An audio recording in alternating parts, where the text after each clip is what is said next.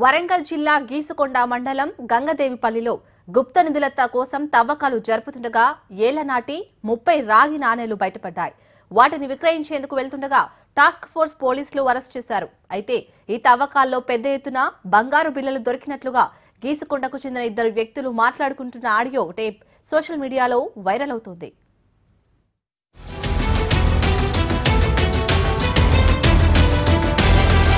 వరంగల్ జిల్లా గంగాదేవి గ్రామానికి చెందిన యారా మల్లారెడ్డికి సర్వే నెంబర్ 375లో 1.8 ఎకరాల భూమి ఉంది.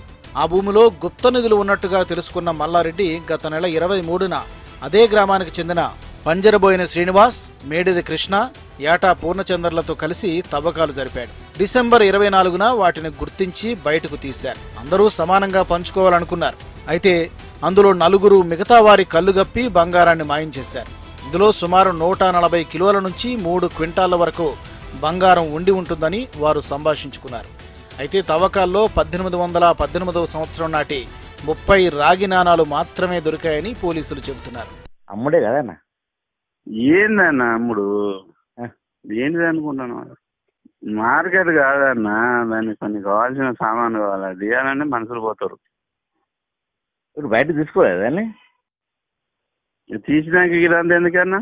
నువ్వు మార్కెట్ చేస్తా ఉంటాను దాన్ని. దాన్ని ఓపెన్ చేసినావన్నా, కాకపోతే మనం దానికి ఆరం అడుగుతాను. ఏదో దానికి కావాల్సిన సామాన్లు దొరుకుతలేవు. మనం మనిషిని అడుగుతాను అది ఇది ఏది అడుగుతుంది అనేది నేను ఆయన చెప్తారా అన్న మనకు? అన్న మొత్తం ఎంత అన్న వెళ్ళిందంతా అన్న?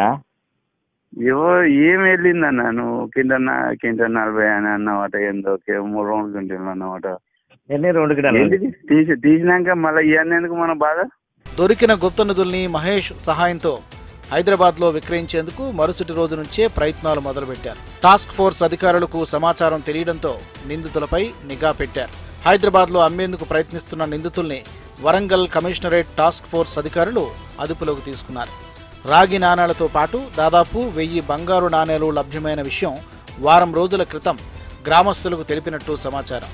ఈ క్రమంలోనే విషయం బయటకు తెలిస్తే అసలుకే మోసం వస్తుందనే ఉద్దేశంతో బంగారం విషయం వెలుగులోకి రాకుండా రాగి నాణాలు దొరికినట్టుగా సీన్ క్రియేట్ చేసినట్లు గ్రామస్తులు ఆరోపిస్తున్నారు.